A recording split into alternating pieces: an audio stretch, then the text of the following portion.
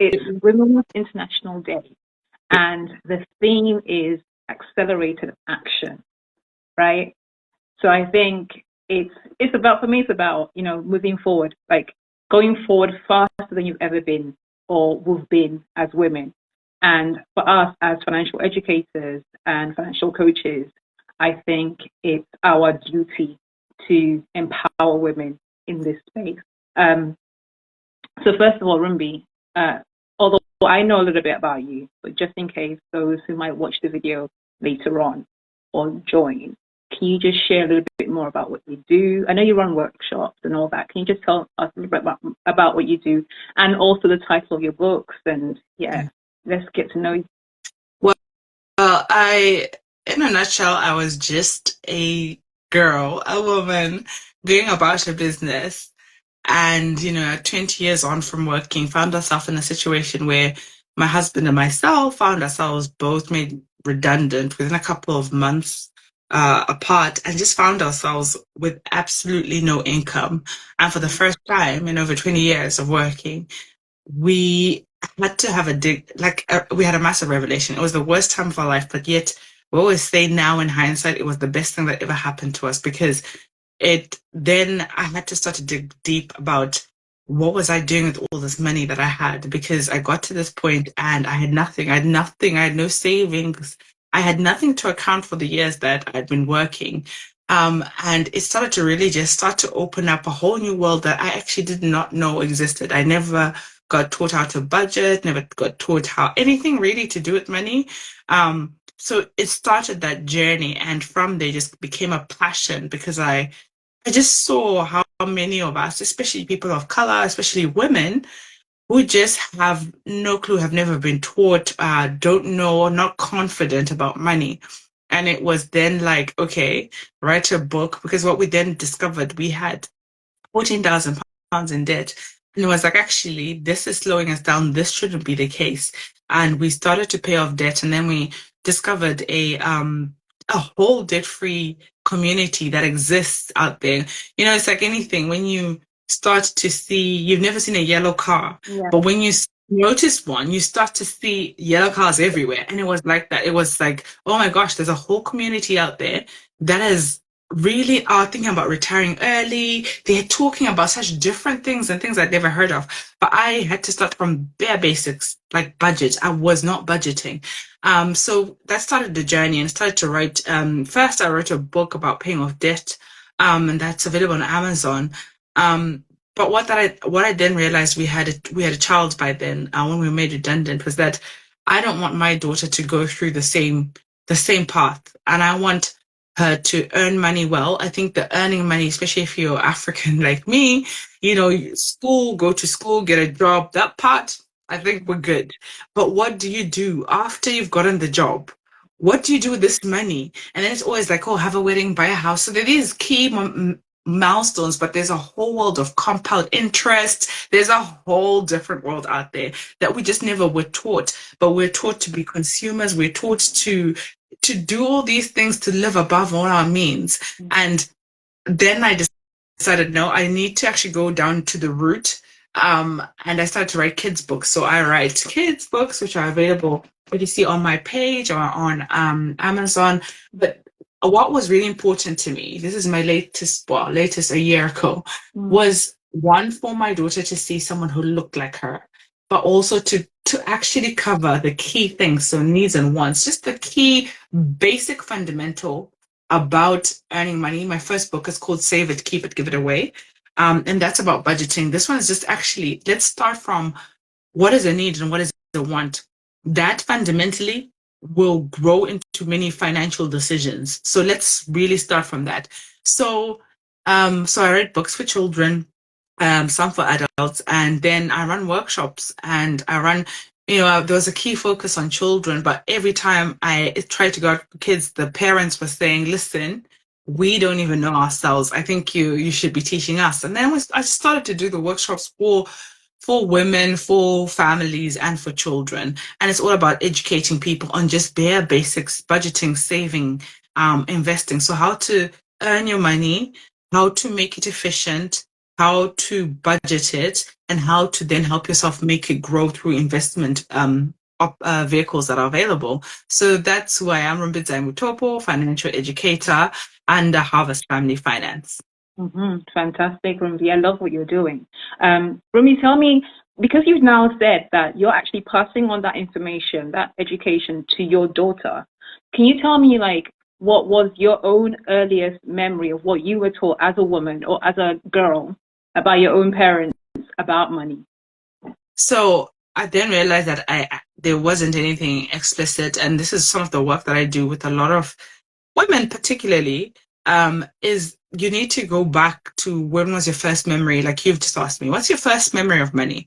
And what most of us, especially if you're an African household, what you heard is like money doesn't grow on trees. There was a lot of negative comments around money, which has led to a lot of limiting beliefs. However, for me personally, it was just like things were expensive. Like, don't, you come back with, you have lost your blazer. It's like, oh, you know how expensive this blazer for school is. Don't lose it.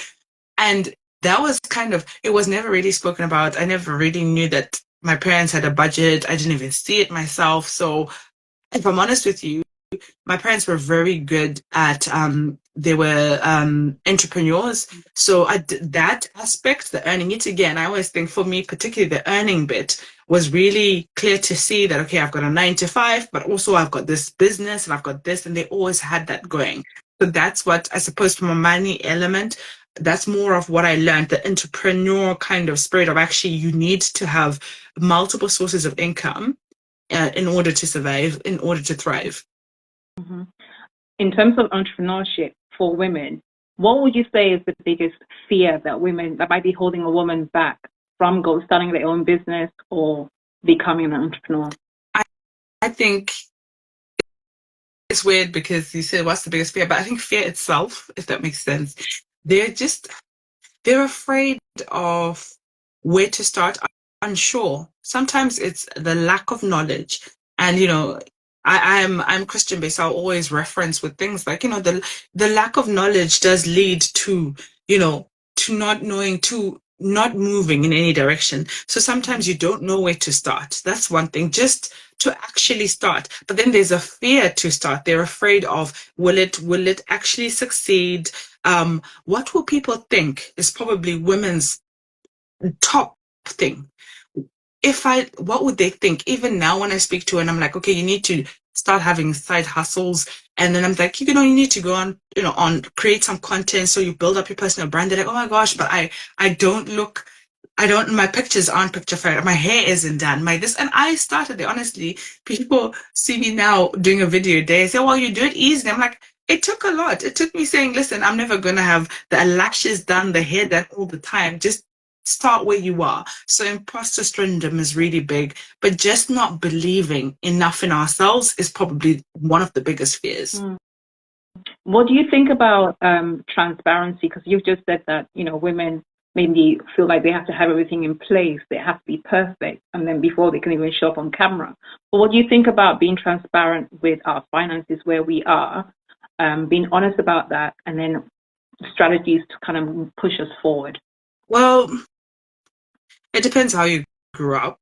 I think yet again, I will always speak what's true to me, my personal experience of being African, and of being a woman, obviously. But there's a lot of, especially where I come from, money was such a taboo topic. You don't talk about it. It doesn't matter. It wasn't even about earning. It was just like, we don't talk about it. You would see your parents not knowing.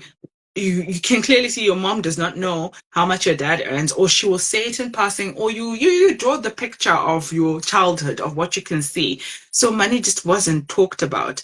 It was already like it was a secret little thing that no one talks about. So you then see the effect of transparency from being a subject where it's not spoken about, to start to actually say out, this is how much how much I earn. This is how much I'm in debt. Because I've also had women come to me when I said, I've said out on a stage, and I've said I had £14,000 in debt. I'm like, oh my gosh, I have so much less than you, but you just said it like it was nothing. And I'm like, I will say it because that's where I was. It's my truth.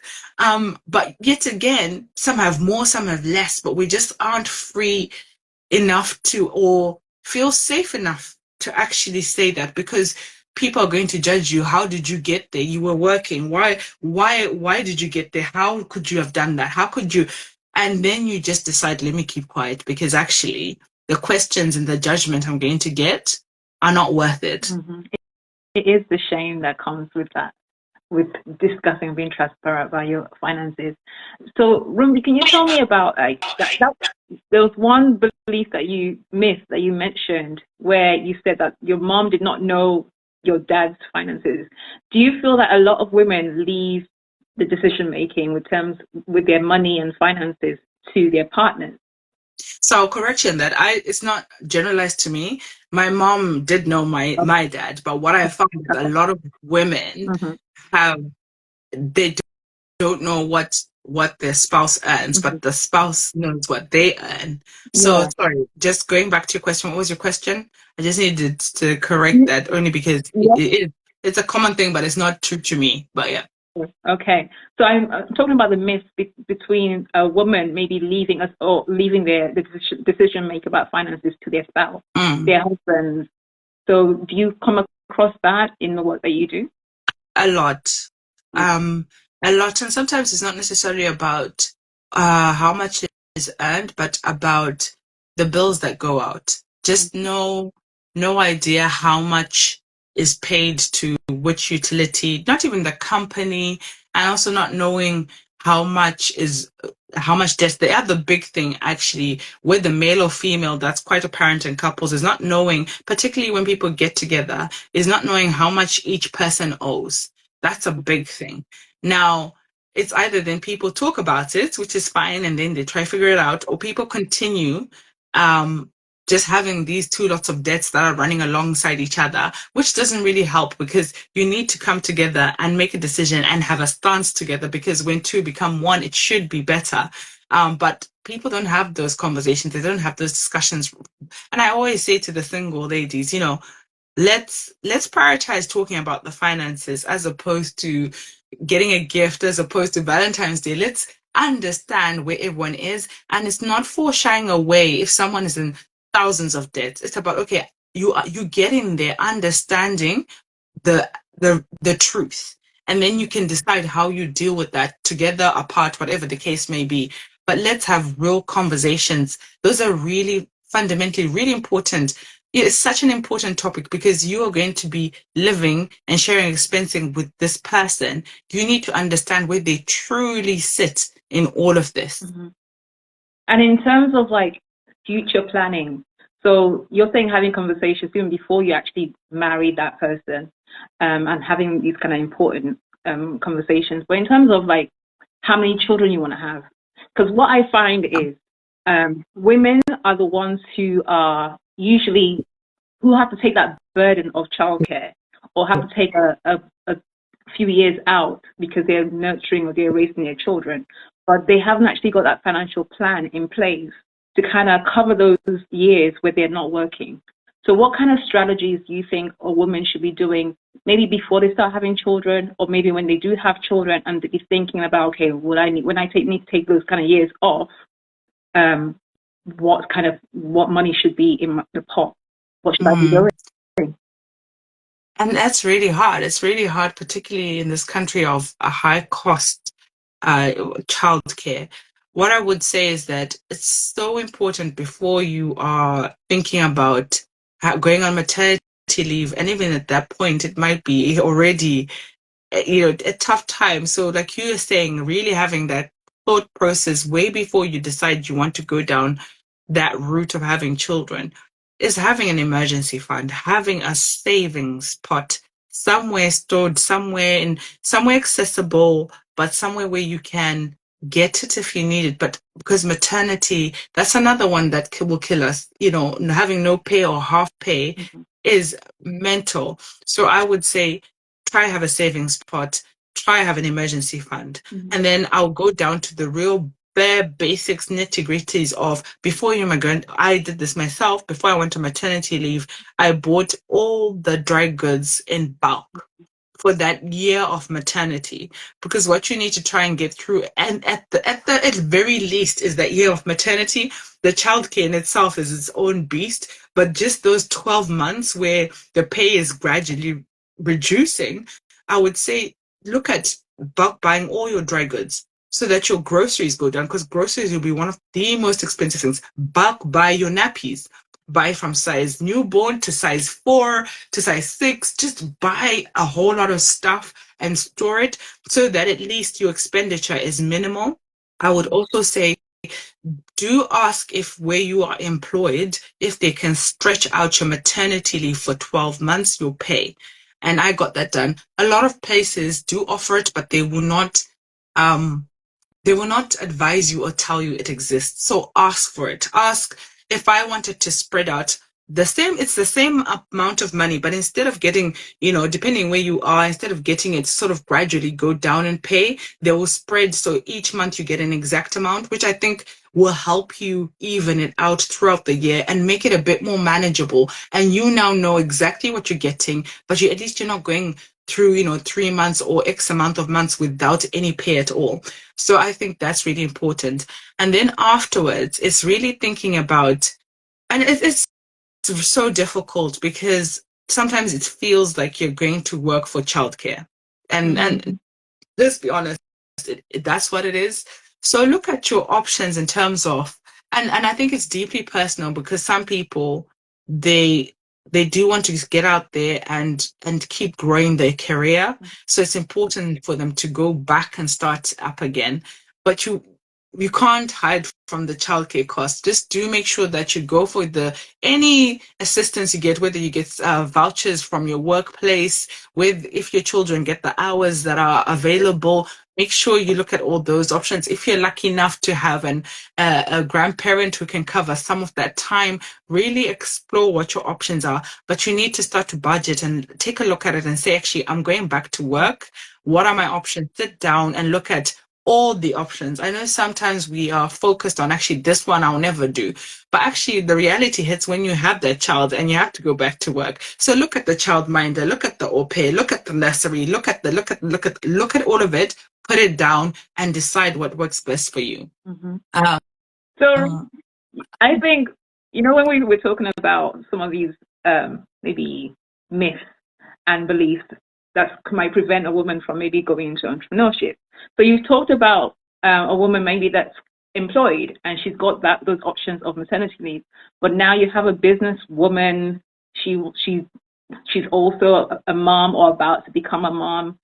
What kind of advice or strategy do you think business women should be putting in place to mitigate things like this? Interesting enough, it's probably the same. I think that the same things would apply.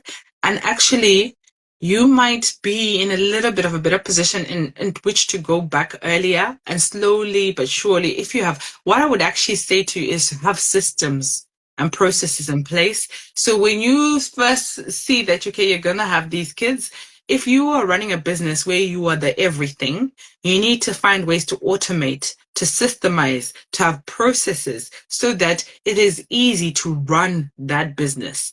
And I think a lot of us, especially with side hustles, are doing everything and we are the everything of this business. But actually, we need to systemize. We need to have processes that work more efficiently for us, even if you're not going on maternity. Let's try and use our time and make our time worth every bit. Let's make it efficient. So I would say, look at what systems you have in place such that if at, 7 months, at 6 months, you decide, actually, I have to go back to work because financially we cannot do this.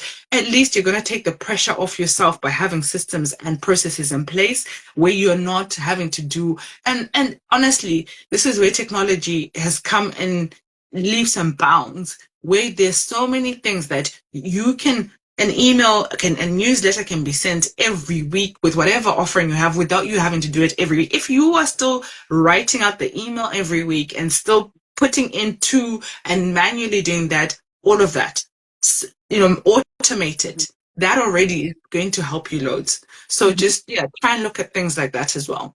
Rumbi, can you talk a little bit about paying ourselves first? not just as being as employees, but also as business women. Because some people might feel that running a business, it means like pouring all that money back into the business in order for the business to thrive. But what would you say about paying ourselves first? I mean, some women may not even actually have that system in place. So can you speak a little bit about that? I think everybody needs to pay themselves first, because all of us are going to get to an age where we don't have the capability or capacity to work at the rate at that you're working. So to make sure that you have a retirement plan, you have things set up for you, is so important. And I think, you know, people, even, I know some people don't think of it like that, but even your pension is a way of paying yourself first, because that pension will pay out later on in your years. I just think it's really important. And also there's this big myth about, oh, if I'm an entrepreneur, I don't have, because it's not a workplace pension, people exclude themselves from, whereas there are loads of providers. You can do it for yourself. You don't need to have an employer you are your own employer. So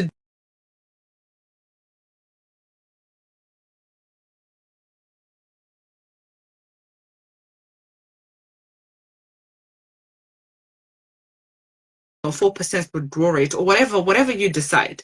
Just look at ensuring that you're putting money away for later. It's so important. It's important for yourself, for your freedom, for you might decide to pivot from that business. You might decide to change course for that business. It will give you something to fall back on whilst you do that. Or life happens. There might be life things that happen. It gives you the option. I think paying ourselves is so important, because we need to always have something, because life will always happen. So we need to make sure that we have something prepared no matter what.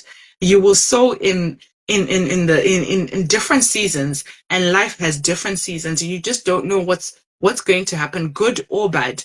You know, I think people always assume the worst. I won't be able to work because I've got a disability, or I'm too old. But actually, it could be as simple as you absolutely hate what you're doing. You used to love it, you hate it, and you want to change course, but because you haven't paid yourself first and given yourself that bit of money, you can't even decide that. So it's important to always, it doesn't matter, employed, self-employed, working from home mom, whatever you are, and you get a bit of income, you can pay yourself first. Do you think women struggle with visualizing retirement? Do you think that they actually, see themselves 20 years from now not working? Do you think anybody actually thinks that far ahead? I think that we're too busy with right now that we are not even we're too stressed and busy trying to figure out right now that later just seems like.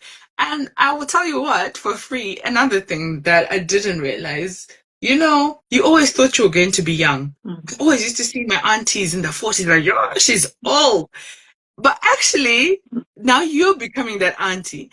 And I think that's the issue. I think they have so many things going on, so many pressures, so many things they're trying to do, whether it's being a mom, whether it's being a wife, being just a person who's trying to survive, is hard. And then I just think that we don't think we're going to get old until we're almost there. And at that point, you've got so many things that you've lost out time. There's so many things that have happened that it's hard, but I think we realize way too late.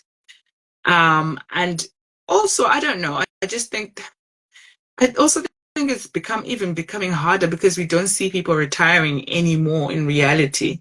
If you're in the UK, it's things like just people can't afford to retire, so they keep working. So you start to also not see that. And even as you work right now and you're like, I don't see how when I'm 50 or 60, well, it keeps being pushed, I'm 60, I don't see how I can afford my life because I can hardly afford it right now. So actually, let me not worry about when I'm 60. Let me try and afford my life right now.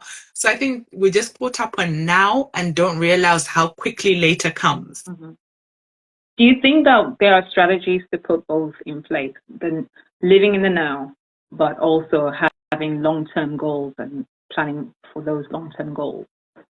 Absolutely. I think We have to do both. We literally do. It's really important to live in the right now. Absolutely. It's really important. But there is so much scope to also put away something for later. There's so many vehicles out there. There's stocks and shares, ISAs, there are, there's SIPs, there's a whole host of things where it is possible to save for later, to prepare for later. You just need to do your research and understand. And also don't always think that it has to be a lot of money. I think sometimes people assume you have to start off with, hundreds and thousands of pounds right away. But actually, especially the earlier you start, and this is why I like going out to universities and speaking to university students. That's one of the things I absolutely love, because I feel that is the time to start to plant the right kind of ideas before you get that paycheck coming in. When it does, and actually that muscle is so good, because if you've always taken that money off, as soon as you start, if you keep doing that, you won't feel it. It won't hurt as much. Whereas when 20 years later, you're trying to now put away this 10%, it feels, it's like it's difficult.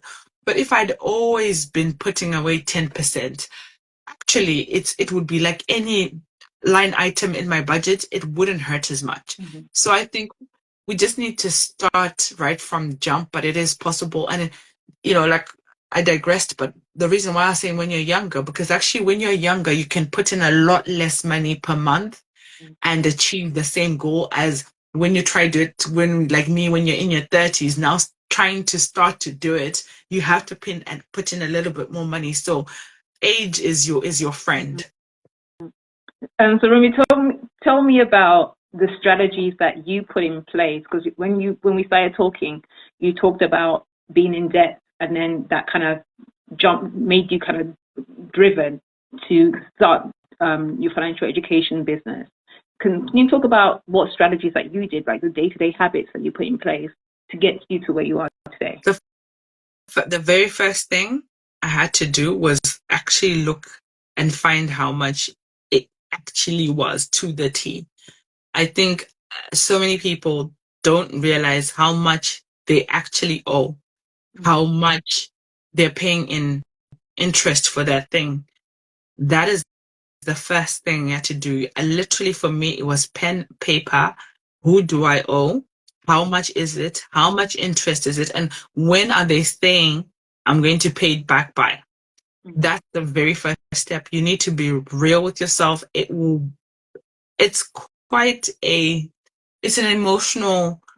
really an emotional exercise, and you need to be very kind to yourself, because you got to where you are for reasons known to you. Some were good, actually, and some were bad.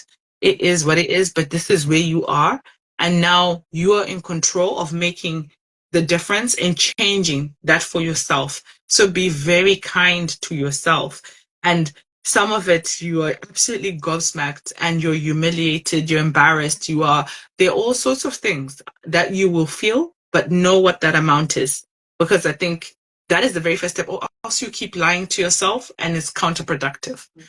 So find out what that is. Once you found out what that is, take a look at what strategy am I going to use to pay off debt. There are two main strategies. There's the avalanche effect and the snowball effect. Do your research, find out what works for you. There's a third new age method, which I think that if I had known it back then, I might have used it. And that kind of goes with the school of thought of pay back the money that gives you the most anxiety, the most stress. That's the one you pay off first. Whereas the others are more based on numbers or percentages of the interest rate. So decide what you're going to do, and that's where you start. So start there. And then start to, what did I do? I did the most. You have to have a ruthless kind of decision that I'm going to get rid of this. The other thing that you have to do when you find out how much is stop using the credit.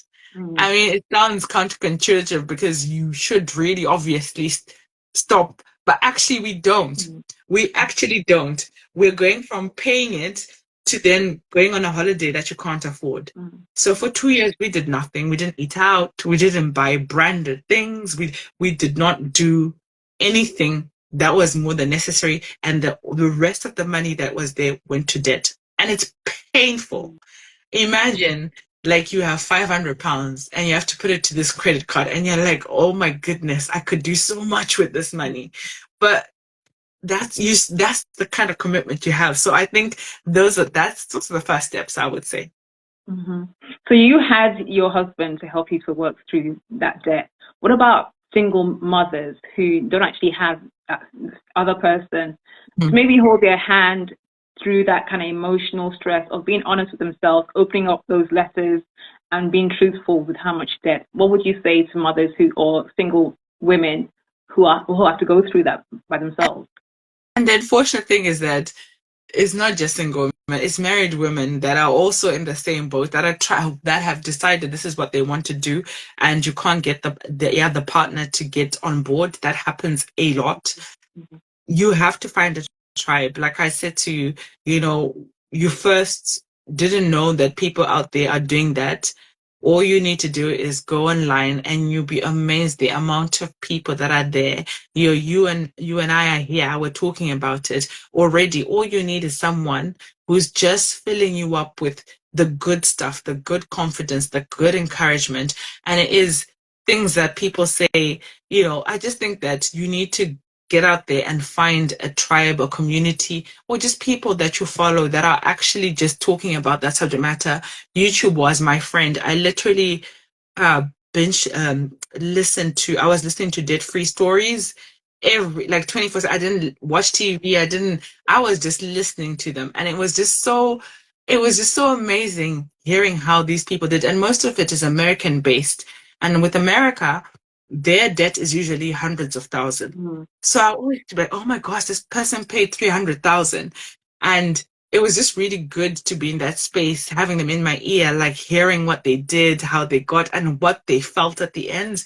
And that really helped. So I would say find a tribe online if you can't find anyone, because also it's a very lonely journey. You think it tends not to be the people that are closest to you that will understand what you're really doing, because we live in a world where credit, consumerism, living beyond our means is what's normal. So for most people, it doesn't make sense. It doesn't make sense that I drive an old car when I could potentially afford to go get a new one. It doesn't make sense to a lot of my family, to my friends, but it's a decision. And that's why you have to find likewise people they become friends by the online friends, because then you start to actually then find real people. It started like that with all these people in America, but actually now I know loads of people in the UK that I talk to, and and you just really are on board with it. So you see, sorry, I'm just reading this comment. If your partner is not onboarded, so it really is difficult, because it's hard, because you're trying to build things together, and the objectives are different. If I'm paying £500 to my credit card when we're saying we're buying a house, that £500 would go a long way for that house deposit. It is hard. It is definitely hard, but yeah. Mm-hmm. Thank you so much, Rumbi. I think that's probably set a few people free, that there's a community, there's a tribe that you can actually just reach out to help you through this process. So as we come to an end, which I don't want to come to an end because you've shared so much, but as we come to an end, what takeaways would you like to leave with us, with those who've joined, in terms of accelerating forward, like doing something that they haven't done, and just going further than they've never gone before? So what things do you think that they should be putting in place now to push them ahead? So anyone who follows me will probably be sick of hearing this, but I will say it because it's simple, but it's so powerful. I would say the first thing you need to do is to understand exactly where you are.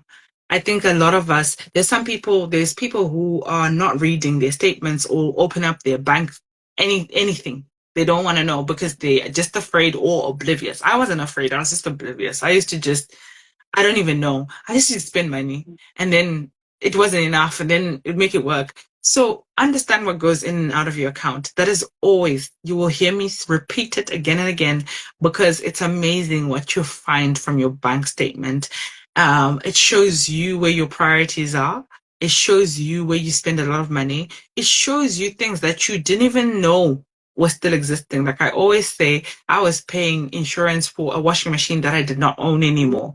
So, it shows you where you are. It shows you your idols. Like I had an unhealthy habit of a McFlurry 99p. I'll always say it. It was like, how many McFlurries does a girl need to? I could buy a tub and I would be okay for 2 days, right? So I always say your best bet is to first understand exactly where you are. If it's a debt thing, so that's more when for budgeting and knowing where your money goes. If it's a debt thing, like I said, be sure that you write. I like to name the person you owe.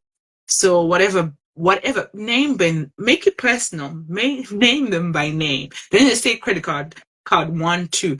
Give it a name. Personalize it. How much do you owe that person? What is the percentage that you owe them? Like writing down the percentage is painful. It was like, oh my gosh, 29%. Like, how did I sign up for this? What? So write down the percentage, how much you owe.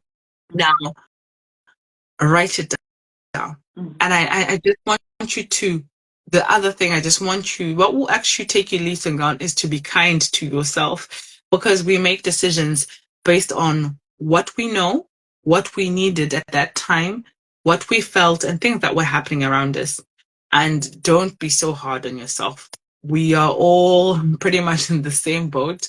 And just then, once you've kind of understood where you are and what you owe, I would say educate yourself. There are tons of books, there are tons of YouTube.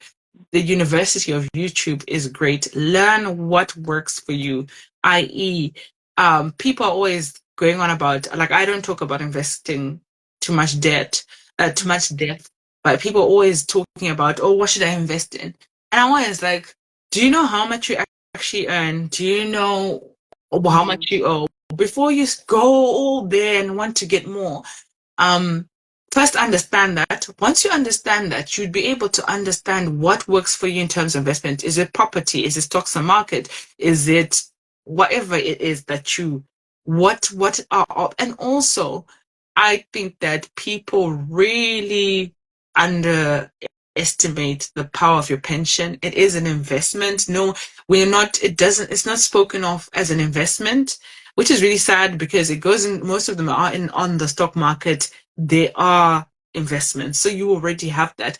But there are also loads of tax efficient vehicles that are really important.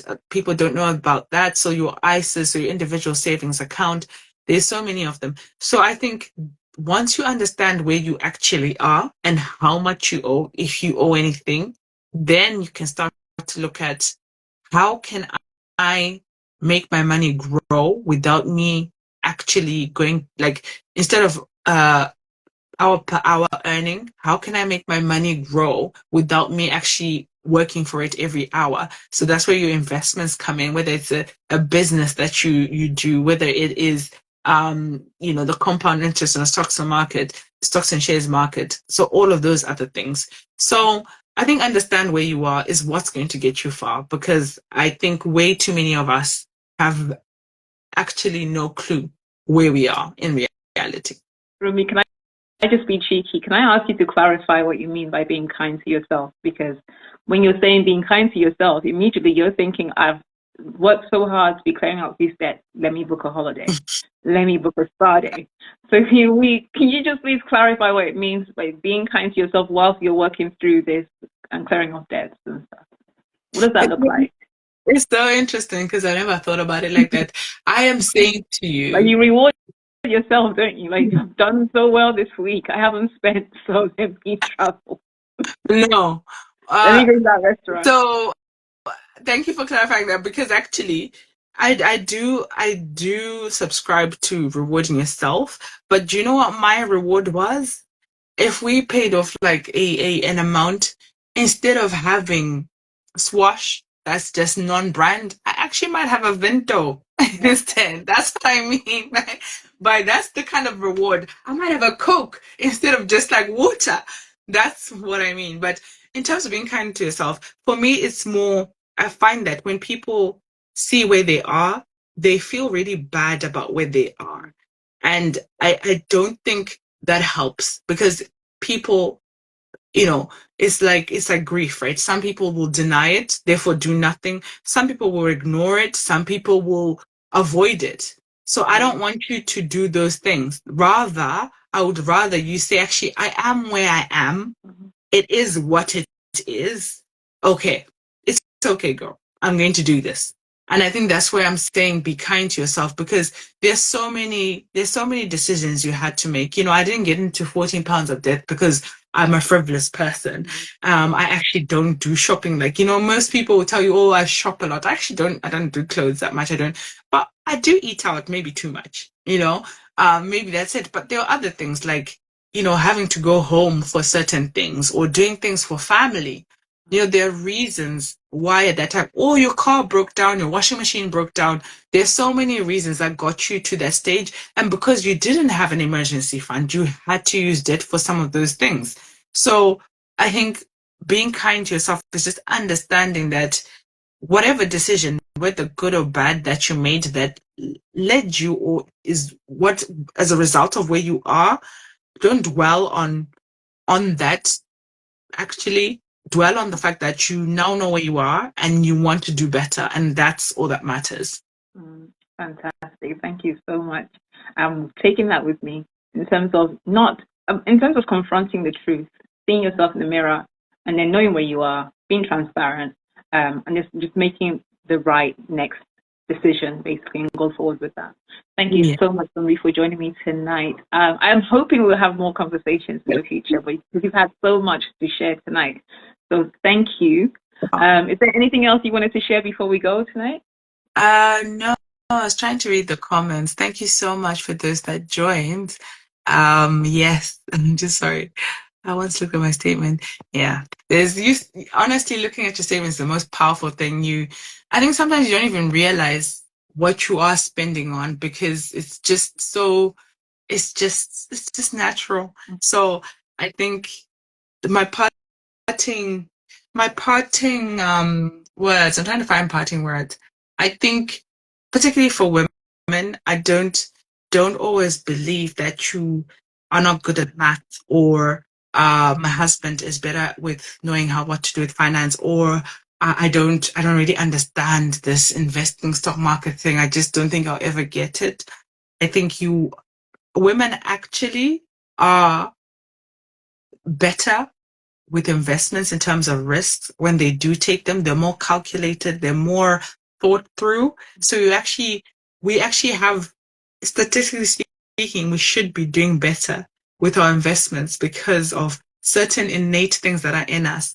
So I think we don't just give ourselves a chance, and you can do it. You don't need anyone else. You don't need, you can do it. We should stop the imposter syndrome. You can do it. You can do that business. You can invest. You can be the investor. You can be the person that owns the business. You can be anything that you want to be. So don't be hard on yourself and believe in yourself. When is your next financial workshop for women? And can you share us your books as well? Can you mention your books as well? And where people can reach out to you? All right. So you can find me on my page on Rumbi Mutopo. I also have the Family Harvest Finance page. So on my website on Family Harvest Finance, you can get all the books and all the workshops. So we've got a lot of kids' books like this one. That's the last one. We have our next workshop is Monday, the 31st of March, and it's about debt management. And we have the lovely financial educator, Tolu, who's going to come and speak about debt, who she managed to pay off £36,000. So do join us if you're unsure or don't even know where to start. There's another woman there who will say to you it's absolutely possible. And this is for someone who was earning. Also, another big misconception, people think it's people who earn a lot of money, but actually neither myself or Tolu were earning much more than minimum wage. So it's possible. So that's our next workshop on Monday the 31st. You can find the details on my page and on my website. Mm-hmm. Fantastic. Thank you so much. So thank you everyone for joining us, and have a lovely rest of your evening. Thank you. Thanks so much. All right. Take care. Bye-bye.